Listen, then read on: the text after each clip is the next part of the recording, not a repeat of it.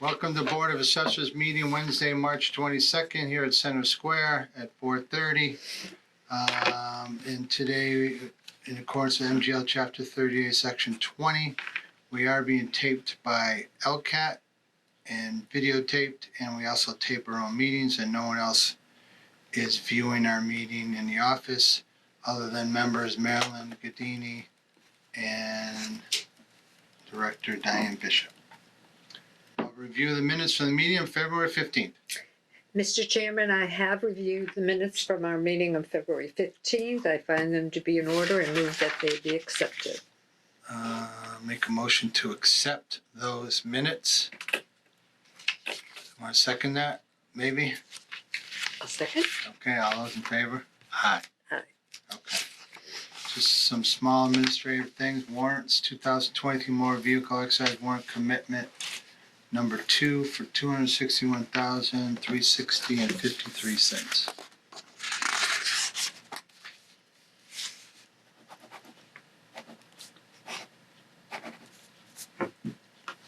Oops, sorry. And, well, there wasn't this, and it felt like there was.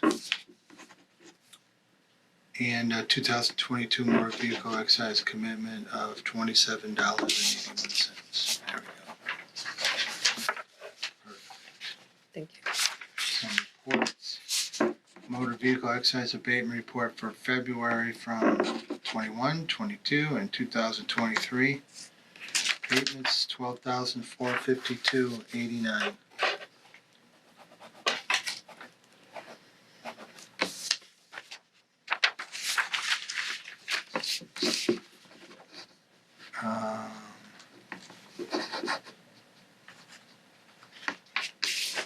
Is that part of it too? 23 statutory extended report February for 6,400 and CPA of here it is $64. Okay, right behind it.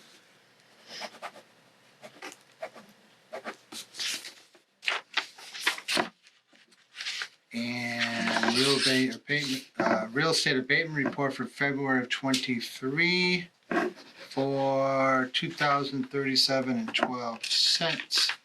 With CPA getting 1997.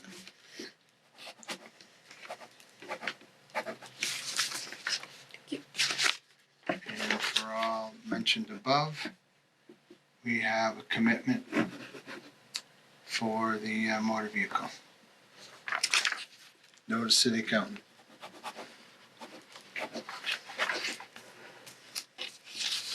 And we have the LA sales report for the month of February.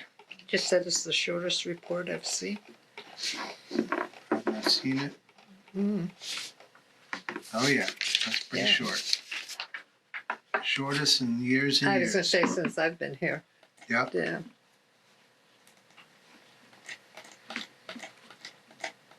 I think the 122 is a non-conforming.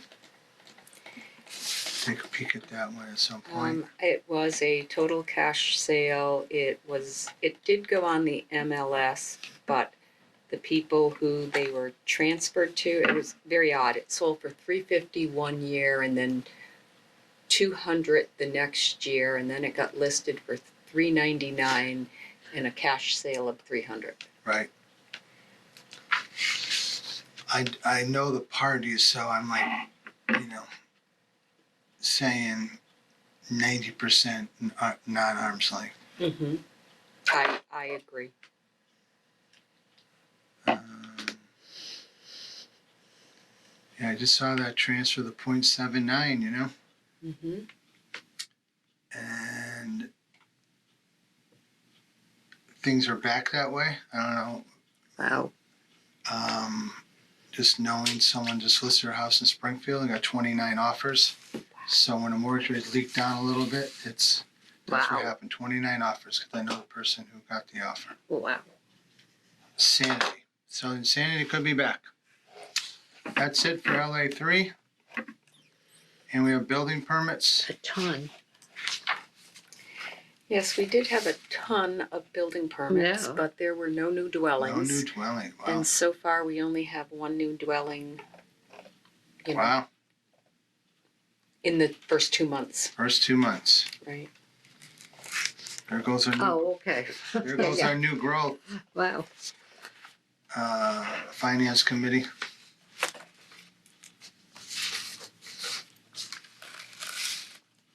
And the director's report from Diane Bishop. Okay, so FY24 income and expense forms, those are forms that are sent to commercial and industrial building owners, real estate owners, that were looking for information on the leases that they have in place and their expenses, so we can start to formulate our FY24 valuations for commercial and industrial. They were sent out on March 13th, and they are due back within 60 days, and so no later than May 15th.